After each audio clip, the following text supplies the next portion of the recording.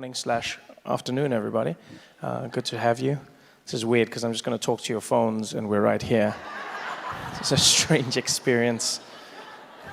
Welcome to the millennial age. Yeah, you'll have the picture and you'll show it to your friend and they'll go, what did he look like in person? You go, I don't know. I was also looking at my phone when I showed it, when I should have been there with him. First of all, thank you very much, Bill and Melinda, for having me. When I was first asked to be here, they said, hey, we want you to come and speak at this event, goalkeepers, and talk about what's happening in the world.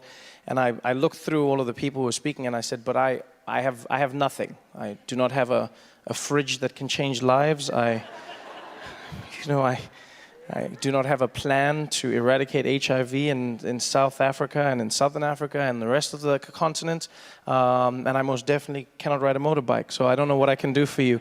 Bill just said, just come and share your thoughts, your stories, your ideas. And I guess that's how I process information. That's how I process my world. So I'll tell you a little bit about myself and why goalkeepers mean so much to me. So in case you don't know me, my name is Trevor Noah. I grew up in South Africa during a time known as apartheid. And for those who don't know, apartheid was a system of laws which made it illegal for black people and white people to integrate with each other, amongst other things. Black people lived in separate areas to white people. They had different rules. They were segregated. And this was particularly tough for me because I grew up in a mixed family, right? Well, with me being the mixed one in the family.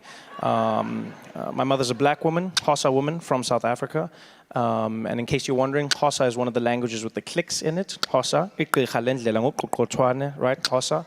But not like in American movies. I've seen those movies where they have the Africans and they're like, no, no, no, no, no, no, no. That's not a language, all right? No, even we watch those movies and we're like, I wonder what they're saying, eh? It's not a language. But my mother's a Xhosa woman, South African. My father's Swiss from Switzerland and was a white man, and so, well, still is a white man. He didn't change. And so they got together during this time, which was against the law, and they had me. And, it wasn't easy growing up in this family, and that's really where our journey began. Because we were a family that couldn't be together. We were a family that was, for all intents and purposes, a crime that existed. Me being born from my mother, because of my father, was me being born a crime. And, one of the biggest things I connected with when, reading about goalkeepers and learning about the organization was the optimism, was the ability to see what no one could see at a time when no one should almost have the right to see it. My mother was one of those people. My mother's a beautiful, powerful woman who endured a lot during her life. We lived through apartheid in South Africa. We lived through her going on to marry a man who was extremely abusive and alcoholic. And throughout all of that, the one thing that I always admired in my mom was that she had the ability to appreciate the reality of the world she was in, but also optimistically pursue the future that she wished to exist in. And that's for me what Goalkeepers is all about, optimism. People always ask, they go, is the world going to be in a better place? Is the world getting better or is it getting worse?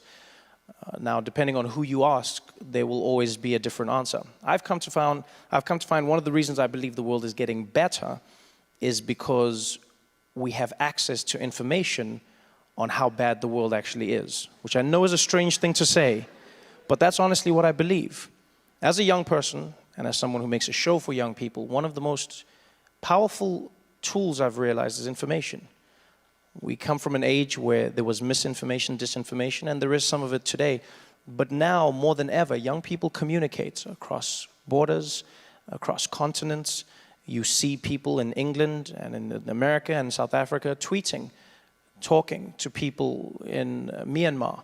You see people speaking out about what they see happening in Sudan. You see people commiserating and sharing with victims of hurricanes across the Caribbean or across Texas.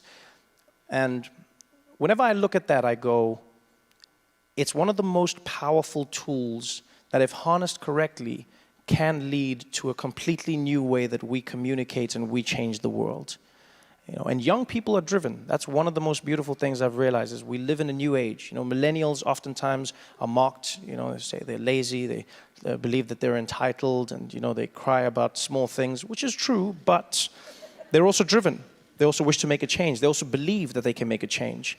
And I believe that information and these tools that we possess today have helped increase that. You know, more than ever, we see that in America. You know, as the host of The Daily Show, I'm obviously in a world where we comment on news and politics. And one thing I've noticed with my audience is not only are young people growing into the world of politics, but they're engaged in a way that people were never engaged before, engaged in a way where they understand that they can actually change the course of history as opposed to just being a part of it. It's a beautiful experience to see that's taking place across continents. In my home country, South Africa, we see the same thing. Young people standing up and saying, we don't accept the status quo. We can change our destiny. We can change the future. We can be a part of this world. And essentially, that's what's happening in America right now. You feel it. You know, people always come up to me and they go, Trevor, as the host of The Daily Show, how do you feel about Donald Trump? And I say, well, I don't know how to feel about him. That's the honest truth. He's a paradox for me emotionally. You know, one part of me is terrified at the notion that he is president of the most powerful nation in the world. The other side of me knows that every day he's going to make me laugh. I cannot deny this. The best way I can put it is, it's almost like there's a giant asteroid headed towards the Earth, but it's shaped like a penis. I think I'm going to die, but I know I'm going to laugh. And this is a tough place to be in, because you have to process the very real situation that you are in, and that is a dangerous one, but at the same time you can acknowledge that when you laugh, you're not controlled by fear. And that's something that I've always lived with in my life, in my family. You know, my mother always said to me, she said, when we're laughing, we're not afraid. When we're laughing, we're experiencing our truest selves. It doesn't mean what is happening to us is not real, but it means that we can process the very real world that is happening to us. And in many ways, I try and look at the positives. People go, is the world getting better? I go, I believe it's always getting better, but in many ways, the world is like the body. You cannot see the change when you look at it every single day, but if you take snapshots, you can see how things are getting better. You can also see how some things are getting worse. Climate change is one of those, and that's where young people are stepping up and saying, hey, hurricanes are a good example. You know, the intensity of these once-in-a-lifetime events has increased. Maybe it's time to do something. Young people are speaking up. Donald Trump is doing that. People are speaking up. They're engaging like never before. You know, for the first time in history, we're living through a time period where we're learning about the presidency at the same time as the president, which is engaging people like never before. You wake up, you read the newspaper, and you go, I've never knew this before. And somewhere at that exact same moment, the president is reading that same newspaper, saying the exact same thing. And that for me is exciting. Is it scary? Yes. But most exciting things are scary. But honestly, I saw it over the last few weeks, and I mean, it's still unfolding now. You have, you know, Hurricane Maria, which is wreaking havoc and moving, you know, to Puerto Rico now, and we're seeing the devastation. But we've also seen the giving. You know, I was touched by how many people, even on our show, reached out. And there is an opportunity for everyone to become a goalkeeper, which is what excites me. And that is, in this new world of technology, we have the opportunity to engage with activists on the ground level. People often mock millennials and they say, these are hashtag activists. And I argue they're hashtag activists until they're given the opportunity to take it from a tweet into the streets.